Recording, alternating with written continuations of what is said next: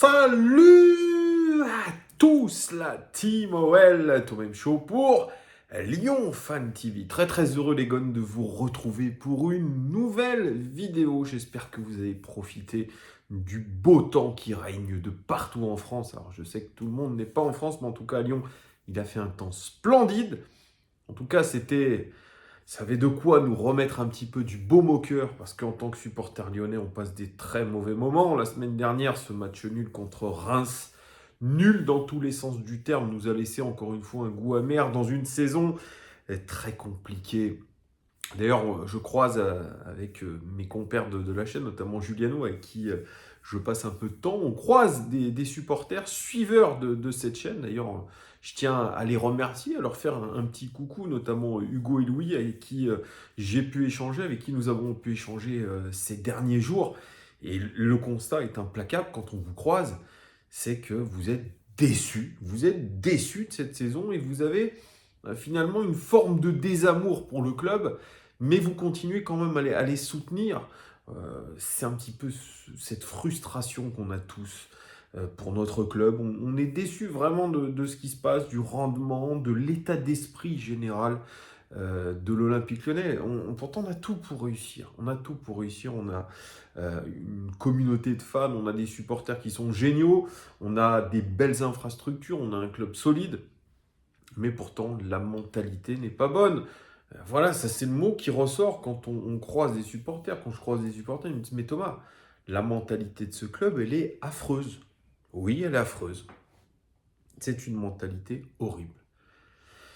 Et moi, je leur dis, ben, écoutez, comme je l'ai dit dans un live ou une précédente vidéo, moi je pense maintenant qu'il faut faire un all-in, il faut tout jouer sur l'Europa League. Alors je sais, vous allez me dire, ouais, Thomas, mais c'est suicide. Il faut tout jouer sur l'Europa League. C'est tout. Le championnat, aux oubliettes maintenant. Les joueurs, ils ont envie de jouer un match sur deux. Là, on joue dimanche contre Amiens. Contre Amiens, je vous dis des conneries. Contre Angers. Excusez-moi, mais c'est encore une affiche de Ligue 1 que l'Olympique Lyonnais va bâcler. Va bâcler. En plus, il y a Gérald Batic qui revient à Lyon, etc. Ça s'était pas très très bien passé au match aller, rappelez-vous, avec la fameuse affaire Marcelo, on s'était fait tourner. Enfin bref, voilà, c'est la réalité aujourd'hui, c'est que il y a un désintérêt, en tout cas de l'Olympique Lyonnais et de ses supporters. Voilà, il y a un désintérêt des joueurs pour la Ligue 1, voilà, jouant sur courant alternatif, et puis nous, supporters, qui sommes résignés. Voilà, on n'a plus que l'Europa League avec ce match contre West Ham, qui arrive très très bientôt d'ailleurs, puisque ça sera pas cette semaine-là, mais la semaine d'après. Donc voilà, c'est une saison pour l'instant extrêmement compliquée. Dixième de cette Ligue 1, ça, c'est aussi un truc qui peut faire froid dans le dos aussi. Dixième de Ligue 1, début avril, fin mars, début avril. Excusez-moi, mais c'est quand même absolument effarant. Franchement, je me lève certains matins, je me dis, oh, allez, on est dixième de Ligue 1. Dixième de Ligue 1. Franchement, mais voilà, c'est un truc de fou. Et quand j'y pense, aussi j'y pense, parce que, excusez-moi, j'ai plein de choses qui arrivent en tête. Je tiens à rendre hommage à Aimé Mignot, très grand joueur de l'Olympique Lyonnais qui vient de décéder. Toutes mes condoléances et toutes nos condoléances à sa famille, ses proches. Vraiment, c'est une vraie légende de l'Olympique Lyonnais qui est décédée. On pense très, très, très, très fort à sa famille et ses proches. Vraiment, c'est toute la famille Olympique Lyonnais qui est endeuillée. Donc voilà, c'était une petite parenthèse que j'avais envie de mettre aussi dans cette vidéo. Oui, donc on est dans la trêve internationale. Heureusement, bon match de l'équipe de France contre la Côte d'Ivoire. C'était très, très plaisant à voir. Avec un Jonathan Klaus le Lensois qui a honoré sa première sélection. D'ailleurs, Jonathan Klaus, peut-être sur les tablettes de l'Olympique Lyonnais pour potentiellement remplacer Léo Dubois. On verra ce qu'il en est. Peut-être ça fera l'objet d'un OL Daily Mercato. D'ailleurs, c'est une vidéo OL Daily Mercato, les amis, puisque selon les informations exclusives de Foot Mercato, l'Olympique Lyonnais est en train de préparer l'après Peter Bosz. Parce que là, je vous parlais en préambule de notre frustration, de cette dixième place en Ligue 1, de cette saison qui est pour l'instant non aboutie et qui est loin d'être aboutie, surtout en Ligue 1. Et pourtant, il y avait eu un grand chambardement au mercato d'été. On a changé d'entraîneur, on a licencié Rudy Garcia. Je ne sais pas s'il est en fin de contrat, en tout cas on ne l'a pas renouvelé ou on l'a licencié, je ne sais pas, comme vous voulez. Et on a pris Peter Bosz, on a changé complètement de dimension en se laissant finalement séduire par un entraîneur étranger qui venait avec ses principes de jeu, avec une certaine compétence, en étant passé par de gros clubs comme Dortmund, le Bayer Leverkusen, l'Ajax Amsterdam, où il a été en finale d'Europa League, l'année où on a fait une sacrée épopée. Et on s'était dit que finalement, cet entraîneur-là pouvait nous faire passer un cap, que ce soit dans le jeu, que ce soit dans les mentalités, que ce soit dans tout. On s'était dit, avec Peter Bosz, il y avait cette forme de hype que j'avais moyennement. Vous savez, tout comme moi, Antoine des Éditos a été un petit peu sur la défensive par rapport à Peter Bosz. Aujourd'hui, euh, le temps nous donne raison pour l'instant. Peut-être qu'il y aura une très belle fin de saison. Peut-être miraculeusement un parcours en Europa League aussi intéressant. Mais globalement, Peter Bosz a déçu.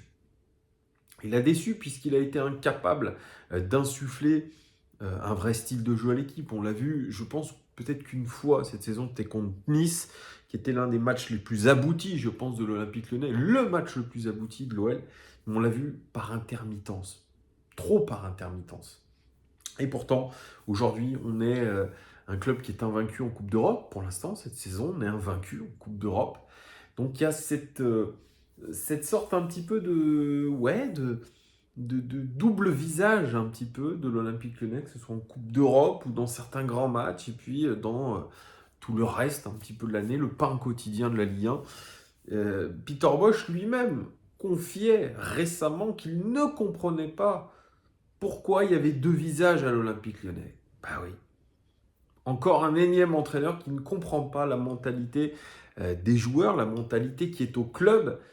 Et c'est un constat d'échec, c'est un aveu d'échec pour Peter Bosz qui était arrivé avec de l'ambition de gagner tous les matchs, comme il aime le répéter, mais aujourd'hui, on en est très loin de gagner tous les matchs, et puis on est très déçus. Et l'OL, Jean-Michel Aulas, avait donné un ultimatum à Peter Bosz fin février pour décider de son avenir. On a décidé de le conserver jusqu'à la fin de la saison. C'est vrai, moi j'avais fait une vidéo en disant que Jean-Michel Aulas avait finalement eu raison de garder Peter Bosz parce que les expected points étaient bons, parce que les indicateurs des statistiques avancées étaient positifs. Aujourd'hui, on a un peu quand même le goût amer, à part cette qualification, une belle qualification quand même contre Porto, ce n'était pas rien, toujours qualifié en Coupe d'Europe. Mais on a ce goût amer en Ligue 1 où on a pris une clacasse contre Rennes, on fait un match nul absolument dégueulasse contre Reims. Il y a tout ça aujourd'hui qui fait que on se dit que voilà, Peter Bosz, il est très nerveux déjà, il s'est fait exclure contre Reims. Il y a une forme de nervosité, d'incompréhension. Il ne sait pas vraiment comment agir. Et pourtant, il est en contrat, je crois, jusqu'en 2023 ou 2024, avec des émoluments qui sont assez importants. Et de licencier aujourd'hui Peter Bosz, ça coûterait cher à l'Olympique Lyonnais. Ça nous ferait repartir de zéro. Et pourtant, les informations de Foot Mercato font état du fait que l'Olympique Lyonnais, via Vincent Ponceau, sont à la recherche, l'Olympique est à la recherche, d'un nouvel entraîneur. Et deux noms sortent. Julien Stéphan, qui est aujourd'hui à Strasbourg, et Niko Kovac, l'ancien entraîneur de Monaco. Et ça, qu'on soit à la recherche d'un nouvel entraîneur, c'est pas surprenant. Ces deux pistes-là, elles sont un petit peu surprenantes et pas tant que ça au final. Il y a un troisième nom qui a filtré, c'est Laurent Blanc. Laurent Blanc, l'éternelle piste de l'Olympique Lyonnais, qui avait été casté en même temps que Rudy Garcia. Et soi-disant, à l'époque, Juninho avait choisi Rudy Garcia plutôt que Laurent Blanc. Jean-Michel Aulas, lui, a toujours été élogieux envers Laurent Blanc. Il a même dit qu'un jour, ils travailleraient ensemble. Bon, Laurent Blanc, ancien entraîneur du PSG, qui est parti du côté du Qatar, il me semble, avec une réussite absolument dégueulasse là-bas. Bon, ça donne pas vraiment beaucoup de crédit à un retour sur un banc de touche de Ligue 1. Même à l'Olympique Lyonnais, ça me paraît un petit peu compliqué. Après, cette piste, Julien Stéphan, elle avait été déjà étudiée pour l'après Rudy Garcia. Alors, bien sûr, il y avait tout le FC Twitter qui était en ébullition en disant: oh là là là là, comme Gourvenec, surtout pas Julien Stéphan, mais c'est catastrophique si on se remet. Et pourtant, Julien Stéphan, il a pris les rênes du RC Strasbourg et avec une réussite absolument incroyable. Incroyable. Quatrième aujourd'hui de Ligue 1. Quatrième ou cinquième, excusez-moi, je ne suis pas très très précis parce que je suis peut-être un peu fatigué, j'ai oublié les quatrième. En tout cas, un très beau classement pour une équipe qui, je le rappelle, jouait le maintien la saison dernière. Et tous les joueurs s'accordent à dire aujourd'hui que Julien Stéphan est finalement un magicien. Déjà à Rennes, il avait fait quelque chose de bien. Il y avait eu ce parcours en Europa League. Il y avait eu cette victoire en Coupe de France aussi qui avait fait les belles heures du Stade Rennais. Il avait fait des belles choses, que ce soit dans le jeu, que ce soit dans la mentalité des joueurs. Il avait fait un gros travail. Et ce travail-là, il le fait au RC Strasbourg où finalement il est reparti de zéro. Il a réussi à développer les joueurs. Il a réussi à créer du jeu. C'est Ludovic Ajor qui le disait. Il a réussi à instaurer un style de jeu et a finalement créé un collectif et puiser dans le potentiel et dans le talent de ces joueurs pour proposer quelque chose de cohérent aujourd'hui. Le RC Strasbourg est l'une des meilleures attaques de Ligue 1. Le RC Strasbourg est une équipe qui se crée beaucoup d'occasions. C'est une équipe extrêmement équilibrée que nous allons affronter et qui sera, je pense, difficile à manœuvrer. C'est pour ça, il y a des belles choses qui ont été entreprises par Julien Stéphan, qui a fait une phase aller absolument magnifique, qui est en train de confirmer ce qui a été fait sur cette phase aller, sur cette phase retour, qui est très intéressante. Donc, Julien Stéphan, aujourd'hui, il gagne du crédit. Julien Stéphan, fils de Guy Stéphan, entraîneur adjoint de l'équipe de France, qui était entraîneur de l'Olympique Lyonnais, qui avait été viré à l'époque par Jean-Michel Aulas. Mais en tout cas, pour moi, si on doit remplacer Peter Bosz par une piste, par un entraîneur intelligent, qui connaît la Ligue 1, qui sait tirer le maximum de ses joueurs, qui a un véritable plan de jeu, ben moi je dis pourquoi pas. Pourquoi pas? Pourquoi pas aujourd'hui prendre un entraîneur comme Julien Stéphan? Alors lui, est-ce qu'il voudra quitter le RC Strasbourg après une saison? Ça c'est une vraie question, mais en tout cas la piste est bonne, la piste est très bonne.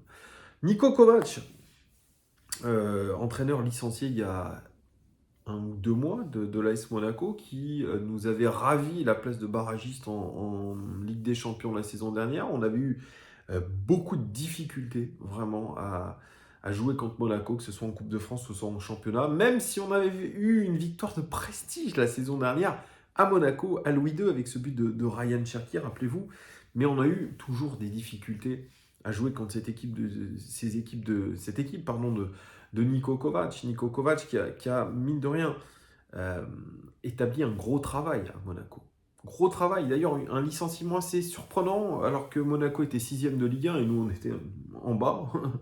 Bien en bas, les résultats de Peter Bosz étaient bien inférieurs à ceux de Niko Kovac. Et pourtant, c'est Niko Kovac qui a été remplacé, on ne sait pas trop pourquoi. Paul Mitchell, qui est le directeur sportif de Monaco, a dit les résultats n'étaient pas en accord avec les objectifs et on se disait qu'à ce moment-là, il fallait changer. Aujourd'hui, qu'on voit les résultats avec Philippe Clément qui sont loin d'être au beau fixe, malgré ce 3-0 contre le Paris Saint-Germain le week-end dernier. Élimination en Europa League. Une équipe de Monaco qui ne progresse pas, qui végète plutôt. Mais en tout cas, ce qui est sûr, c'est que Niko Kovac a été licencié un petit peu dû à une fronde des joueurs cadres du vestiaire qui disaient que Niko Kovac était beaucoup trop, autoritaire, qu'il faisait beaucoup trop bosser les joueurs et que voilà, il y avait une sorte d'ambiance un petit peu délétère. Wissam Ben Yedder, notamment en tête de liste, qui ne comprenait pas pourquoi il avait un rôle de joker de luxe, alors qu'aujourd'hui c'est l'un des meilleurs buteurs français.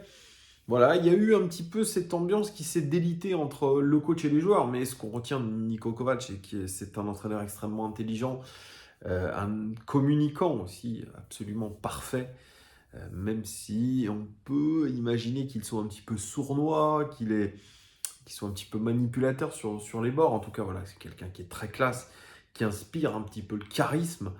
Et puis, voilà, c'est un ancien grand joueur qui a évolué du côté du Bayern Munich, notamment. Niko Kovac, son avenir, c'est pour l'instant pas de club avant l'été. Là, il est en train de donner quelques interviews à droite à gauche sur les journaux allemands, mais il ne se voit pas reprendre un club là, maintenant. Là, il va attendre l'été prochain pour choisir. Et l'Olympique Lyonnais se dit pourquoi pas, pourquoi pas, pourquoi pas. Moi, je pense que quand même dans ces deux pistes-là, que ce soit Julien Stéphan ou Niko Kovac, c'est deux styles différents, c'est deux approches différentes. Mais en tout cas, moi, je dis c'est pas déconnant. C'est pas déconnant. Ce seraient des pistes intéressantes. J'aurais une petite faveur quand même sur un Julien Stéphan. Moi, je suis franchement le fait de dire que les entraîneurs français seraient systématiquement dévalués par rapport aux coachs étrangers, eh bien moi, je suis pas d'accord avec ça. On a des très bons coachs français. On le voit aujourd'hui avec Genesio qui est convoité notamment en Angleterre. Voilà, il y a des très bons entraîneurs en France.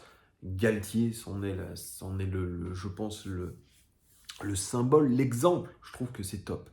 Donc voilà, moi je trouve que c'est cohérent et sincèrement, vous allez me dire en commentaire, vous, qui vous prendriez entre Julien Stéphan, Niko Kovac et Laurent Blanc? Dites-moi, donnez-moi votre avis, les amis, en commentaire, ça m'intéresse beaucoup. On va en discuter, je pense, lors des prochains jours. En tout cas, profitez bien du soleil qui ne va pas durer, puisque je crois que l'hiver va arriver très vite. Un rappel hivernal va arriver du côté de la France. Donc profitez des derniers rayons du soleil et puis profitez de la trêve internationale puisque l'Olympique Lyonnais reprend le championnat dimanche. On aura l'occasion d'en reparler. Allez, merci beaucoup les gars. Je vous fais des cœurs. Profitez de votre semaine. Très bonne semaine. Gros bisous. À très bientôt. Ciao.